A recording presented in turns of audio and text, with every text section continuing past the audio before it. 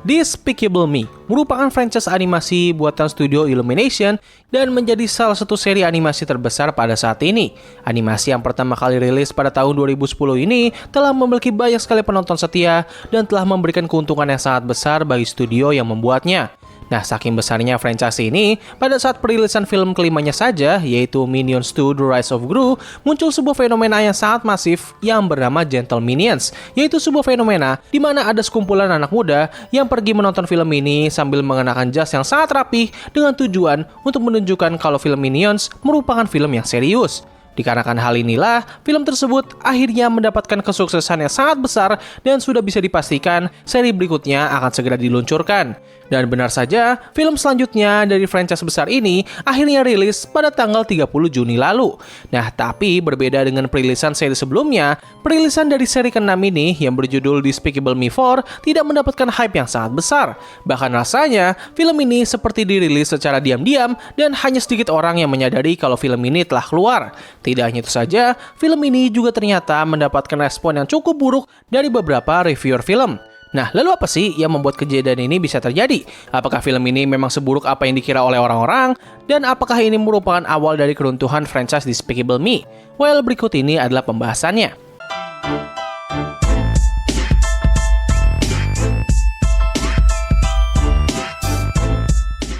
Despicable Me 4 merupakan sebuah film animasi terbaru buatan studio Illumination dan merupakan seri ke-6 dari franchise Despicable Me. Film ini masih disutradarai oleh Chris Renaud dan diproduksi oleh Chris Meledandri yang merupakan dua sosok yang telah menghidupkan franchise besar ini sejak awal kemunculannya. Film ini bakal menceritakan perseteruan antara Gru dengan rival masa kecilnya yang bernama Maxim Lemal, yang mana pada saat keduanya masih bersekolah di sebuah sekolah villain, Gru sempat mengambil spotlight dari acara pentas seni dengan lagu yang ingin dibawakan oleh Maxim. Nah, perseteruan ini pun kembali memanas setelah Gru berhasil menangkap Maxim dengan bantuan dari AVL pada saat Maxim menunjukkan bahwa ia berencana untuk menguasai dunia dengan cara merubah dirinya menjadi seekor kecoa. Dikarenakan hal inilah, Maxim akhirnya kabur dari penjara dan mulai merencanakan balas dendam terhadap Gru berserta dengan keluarganya. Menyadari hal ini, AVL memutuskan untuk memindahkan Gru dan keluarganya ke tempat yang lebih aman untuk memulai hidup yang baru, yang mana hal ini memberikan ruang bagi Gru agar bisa membangun hubungan yang lebih baik terhadap putra kandungnya yang terlihat selalu membencinya. Nah, sementara itu, para minion dibawa oleh AVL untuk melakukan sebuah eksperimen super soldier dalam menciptakan sebuah senjata yang mutakhir bagi AVL dalam menghadapi para villain untuk kedepannya. Nah, gue yakin kalian semua seharusnya sudah tahu bahwa Despicable Me dan hampir rata-rata semua film yang dibuat oleh Illumination merupakan film-film yang hampir tidak pernah berfokus pada pembangunan kualitas seni. Film-film yang dibuat oleh studio ini lebih berfokus pada aspek entertainment saja dengan dibalut oleh sebuah visual dan pergerakan animasi yang sangat apik. Itulah kenapa ada banyak orang, terutama mereka-mereka yang memandang animasi sebagai karya seni, akan menganggap bahwa film-film yang dibuat oleh studio Illumination itu memiliki kualitas yang sangat mediocre. Buat kalian yang nggak memiliki pandangan tersebut, gue yakin kalian bakal tetap enjoy aja sih ketika menonton film ini.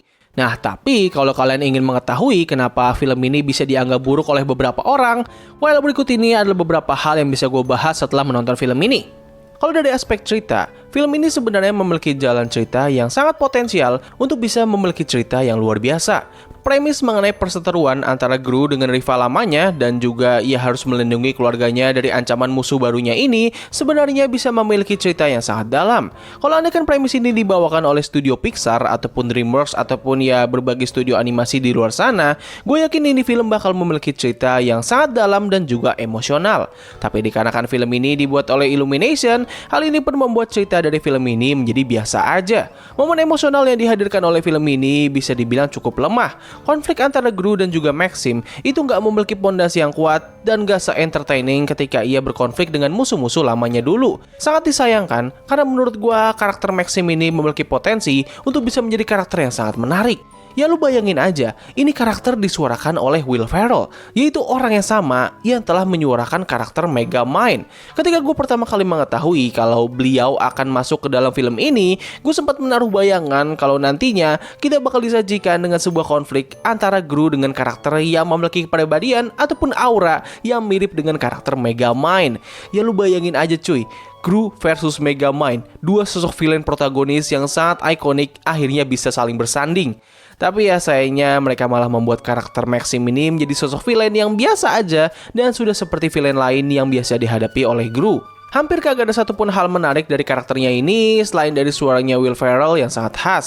Bahkan kalau ada yang mengatakan bahwa ini adalah karakter villain terburuk yang pernah dihadirkan oleh franchise ini, well, gue sendiri bakal setuju-setuju aja sih. Karena ya ini karakter hampir nggak memiliki trait yang unik dan di sepanjang cerita, ancaman yang ia berikan itu nggak semenyeramkan villain-villain terdahulu.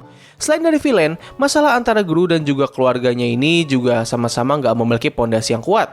Cerita mengenai keluarganya Gru yang harus bersembunyi dan memulai identitas yang baru itu sebenarnya bisa menjadi sebuah plot yang sangat luas dan memiliki potensi untuk bisa menjadi luar biasa. Nah awalnya gue melihat kalau sepertinya mereka akan mengambil arahan ini. Tapi entah bagaimana, di pertengahan cerita mereka malah mengabaikan plot tersebut. Ada cukup banyak sekali cerita sampingan yang sebenarnya bisa mereka kembangkan pada bagian ini. Mulai dari Agnes yang mempermasalahkan nama samarannya, ataupun Margot yang harus terbiasa di sekolah barunya. Semua itu sebenarnya bisa menjadi sebuah plot yang sangat menarik dan bisa membangun sebuah momen emosional yang sangat kuat. Tapi sayangnya semua itu nggak didalami dan diabaikan begitu saja. Selain itu, konflik antara Gru dan juga putra kandungnya ini juga terasa datar dan gak memiliki bobot sama sekali. Mereka gak menunjukkan adanya satupun momen yang bisa menunjukkan adanya chemistry yang terbangun antara kedua karakter ini. Mereka seolah-olah sengaja membuat sang karakter anak ini sebagai seorang bayi, karena dengan begitu, mereka gak perlu capek-capek untuk membuat adegan pembangunan tersebut dan langsung masuk ke konflik akhir dengan harapan kalau para penonton bisa berpikir bahwa ya namanya juga bayi gitu kan. Pastinya ya ngapain gitu buat cerita yang kompleks soal bayi, mereka pasti bisa aja langsung suka atau ya langsung cinta sama orang tuanya sendiri gitu. Palingan satu-satunya plot cerita yang bisa dianggap sangat mendingan adalah ketika Gru membantu anak perempuan dari tetangganya yang kalau nggak salah namanya adalah Poppy untuk melakukan sebuah pencurian. Plot cerita ini sangatlah menarik karena rasanya ini seperti Gru yang sedang berusaha memberikan pelajaran bagi penerusnya untuk bisa menjadi sosok villain yang sangat hebat. Nah, walaupun mereka tidak mengambil arahan cerita barusan, tetapi apa yang membuat cerita ini bisa dianggap mendingan adalah karena plot ini setidaknya memiliki impact yang cukup besar pada klimaks cerita. Oh iya, satu plot lagi yang mau gue singgung adalah mengenai pengenalan dari grup superhero yang bernama Mega Minions. Dari semua plot yang dihadirkan oleh film ini, bisa dibilang ini merupakan plot yang paling kosong karena ya momen ini sebenarnya hanya bertujuan untuk memperkenalkan grup superhero ini saja. Mega Minions cuman hadir untuk diperkenalkan saja dan mereka nggak memiliki peran yang sangat penting. Bahkan ketika mereka hadir di akhir film untuk membantu Gru dalam menghadapi musuhnya, itu pun juga nggak bisa dikatakan membantu. Karena ya pada titik tersebut, sang villain utama sebenarnya sudah bisa dianggap kalah dan mereka semua itu kayak cuma numpang lewat aja. Begini, sebelum film ini rilis, kita sempat mendapatkan sebuah video yang berisikan sosok Steve Carell, aka penyuara dari karakter Gru, di mana ia mempresentasikan sebuah rencana besar akan dibuatnya cinematic universe dari pahlawan superhero yang baru diperkenalkan pada film ini. Nah awalnya orang-orang berpikir kalau ini sepertinya hanya lelucon saja. Namun setelah film ini keluar, well sepertinya rencana tersebut bisa saja akan dijalankan dan mereka akan memilking franchise ini sampai mampus. Nah setelah melihat apa yang baru saja gue jabarkan barusan, seharusnya kalian sudah bisa melihat akan betapa banyaknya plot cerita yang dihadirkan oleh film ini. Nah disinilah mereka kembali membuat kesalahan dengan menambahkan banyak sekali plot dalam satu film namun dengan durasi yang sangat singkat. Film ini hanya memiliki durasi sekitar 1,5 jam saja dan untuk waktu sesingkat itu mereka malah menghadirkan banyak sekali plot cerita dengan hasil yang sangat tidak matang. Pacingnya nggak konsisten dan konfliknya pun banyak yang diabaikan. Selain itu, jokes pada film ini juga sangatlah bergantung pada tingkah konyol dari para minion saja. Mau itu Gru ataupun sang villain utama, mereka jarang sekali menghadirkan momen lucu. Berbeda dengan seri-seri sebelumnya, di mana ada banyak sekali momen lucu yang muncul dari sang karakter manusia.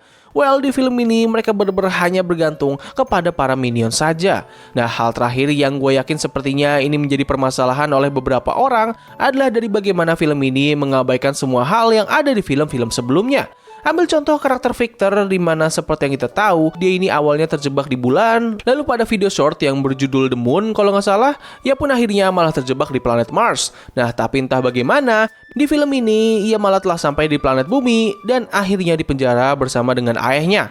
Gak hanya mereka berdua saja, hampir semua villain yang pernah hadir pada franchise ini juga dimunculkan pada akhir film dan mereka semua terlihat menikmati pentas seni yang diadakan oleh Gru dan juga Maxim.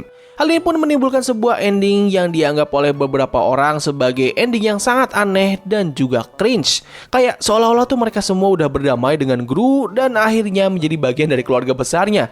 Tidak hanya itu saja, mereka juga telah mengabaikan ending dari film Despicable Me yang ketiga, di mana pada akhir film tersebut, kita diperlihatkan bagaimana saudara kembarnya Gru yang gue lupa namanya siapa, di mana ia mengajak para minions untuk kembali menjadi kelompok villain.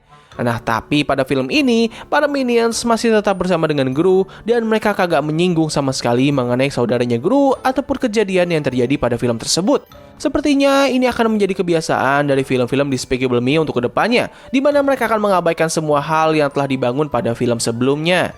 Nah, tapi terlepas dari semua kekurangan tersebut, kita tidak bisa pungkiri bahwa ini adalah film anak-anak dan memang sudah menjadi kebiasaan kalau film Despicable Me memang jarang sekali memiliki cerita yang dalam ataupun kompleks. Mereka memang sudah sangat terkenal dalam menyajikan sebuah animasi dengan cerita yang simple dan bisa sangat mudah untuk bisa dinikmati oleh anak-anak. Dan sepertinya, sudah banyak orang, termasuk gue pribadi, yang akhirnya bisa berdamai kalau franchise Despicable Me akan selalu menghadirkan cerita yang seperti ini. Kalau andaikan kita menaruh patokan bahwa film ini bisa dianggap bagus selama anak-anak sangat menyukai ketika menontonnya, well, kita bisa anggap bahwa film ini adalah film yang bagus. Tapi kalau kita membicarakan soal esensi karya seni, tentu kita harus menilai film ini lewat aspek-aspek dasar seperti jalan cerita, pengembangan karakter, dan sebagainya. Gue gak mengharapkan adanya cerita yang dalam ataupun kompleks dari seri Despicable Me selama film tersebut memiliki pondasi cerita yang rapih, humor yang lucu, dan pengembangan yang berhasil. Gue bisa anggap kalau film tersebut merupakan film yang bagus. Nah, tapi pada kasus film Despicable Me keempat, sayangnya ada beberapa poin yang tidak bisa dicapai oleh film ini. Despicable Me keempat sudah terasa seperti sebuah usaha untuk mencari cuan dengan minimnya usaha. Mereka seolah-olah membuat film ini sambil berpikir kayak, udahlah, ngapain sih kita kasih effort untuk memberikan kualitas cerita pada film ini? Lagian juga anak-anak pastinya bakal tetap nonton kan film ini.